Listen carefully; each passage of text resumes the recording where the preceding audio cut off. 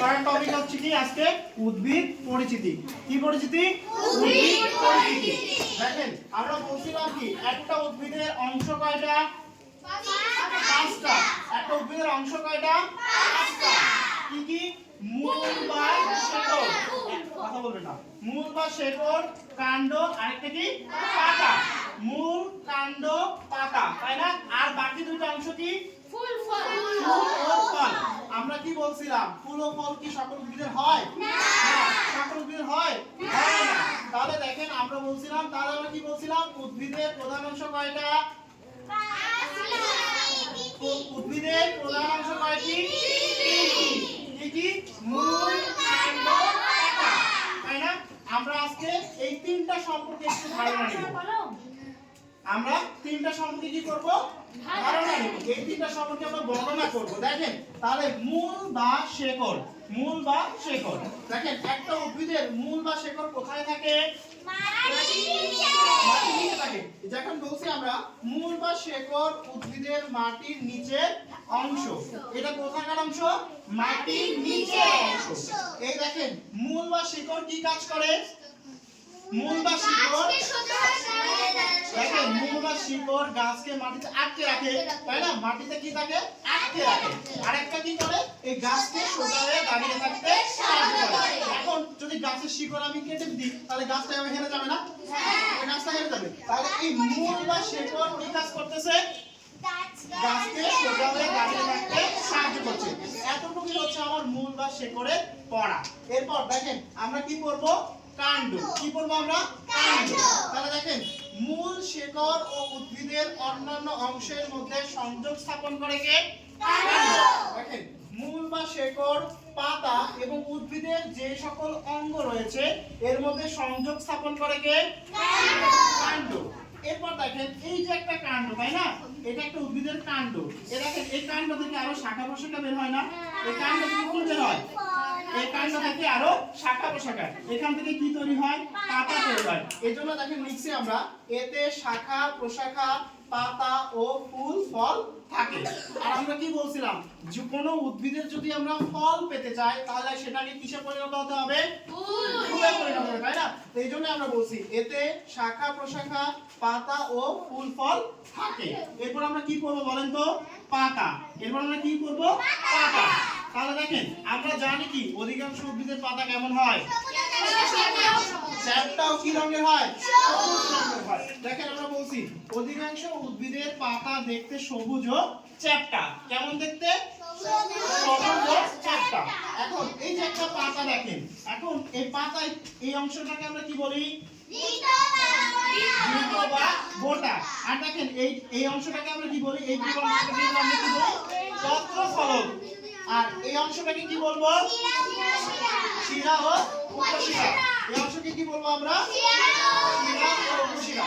দেখেন এই জন্য বলছি অধিকাংশ উদ্ভিদের পাতা দেখতে সবুজ ও চ্যাপ্টা। পাতা বৃন্ত বা পোটা, পত্রফলক, শিরা ও উপশিরা দ্বারা গঠিত। তাহলে বৃন্তের আরেকটা নাম কি? বোটা। বৃন্তের আরেকটা নাম কি? বোটা। বৃন্তের আরেকটা নাম কি? বোটা। এরপর আমরা কি করব? ফুল। আমরা কি করব? ফুল। তাহলে দেখেন আমরা কি করব এবার? ফুল। আমরা কি বলছিলাম? ফুল হচ্ছে উদ্ভিদের একটা কি অংশ? বিশেষ অংশ। ফুল হচ্ছে উদ্ভিদের একটি বিশেষ অংশ। আচ্ছা বলেন তো কেন আমরা এটাকে বিশেষ অংশ বলি? কারণ কি সকল উদ্ভিদের ফুল থাকে না, এজন্য আমরা এটাকে কি বলি? উদ্ভিদের বিশেষ অংশ। এটাকে কি বলবো আমরা? বিশেষ অংশ। আচ্ছা তাহলে ফুল কেমন হয়ে থাকে? ফুল সাধারণত রঙিন হয়ে থাকে। ফুল কি শুধু আমরা লাল দেখি, হলুদ দেখি? আরো ফুল আছে না? তার মানে কি ফুল সাধারণত একটা রঙের মধ্যে সীমাবদ্ধ নয়, ও বিভিন্ন রঙের হয়ে থাকে। এজন্য আমরা কি বলছি? ফুল হচ্ছে সাধারণত রঙিন হয়। ফুল সাধারণত রঙিন, বিভিন্ন আকার,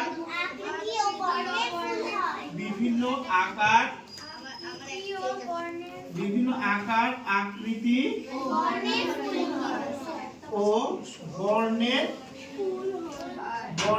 ফুল হয়, তাই না? বিভিন্ন আকার আকৃতি ও বর্ণের ফুল হয়। আর আমরা কি বলছিলাম, অধিকাংশ উদ্ভিদের কি ফুল হয় না?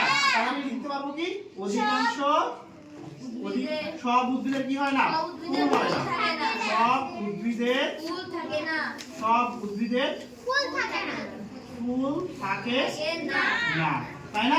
আচ্ছা, যদি আমরা ফুল পড়া শেষ করি তার মানে ফল আর ফুল কি একই জিনিস আমরা বলছিলাম, তাহলে ফলে আমরা কি লিখবো, ফল হচ্ছে উদ্ভিদের একটি কি অংশ, বিশেষ অংশ। ফলটা কি উদ্ভিদের একটা বিশেষ অংশ। তাহলে ফলে কি, ফলের বিভিন্ন আকার আকৃতি ও কি হয়, বর্ণের ফল হয়, তাই না? আর ফল থেকে কি পাই, বীজ পাই। সেই বীজকে যদি আমি বপন করি তাহলে কি হবে, নতুন চারা গাছ পাওয়া যাবে, তাই না? আর সকল উদ্ভিদের কি ফল হয় না, সকল উদ্ভিদের ফল হয় না। তাহলে এইটা ছিল আমাদের 5টা অংশের পড়া। আর আমরা কি বলছিলাম, উদ্ভিদের প্রধান অংশ কয়টা, তিনটা। কি কি, মূল, কাণ্ড আর হচ্ছে পাতা। আর বাকি দুইটা অংশ কি, আমরা কি বলছিলাম, ফুল ও ফল। তাহলে আমরা উদ্ভিদের মোট অংশ কয়টা জানলাম, 5টা। আর উদ্ভিদের প্রধান অংশ কয়টা জানলাম, 3টা। তাহলে উদ্ভিদের অংশ হচ্ছে 5টা আর প্রধান অংশ কয়টা, 3টা, তাই না? আমরা উদ্ভিদের প্রধান অংশ জানছি 3টা। দেখেন এই যে আমরা এতটুকু পড়ছি, এখান থেকে পরীক্ষায় প্রশ্ন আসবে।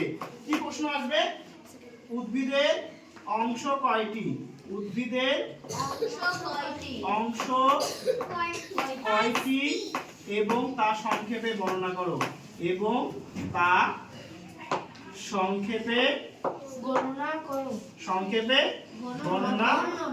করো। এটা কিন্তু পরীক্ষায় আসবে। তার মানে এখান থেকে আমাকে বর্ণনা করতে হবে। তুমি ওইখানে লিখে যদি একটা চিত্র আঁকিয়ে দাও তাহলে তোমাকে স্যার একটু খুশি হবে এবং কি সেটা নাম্বার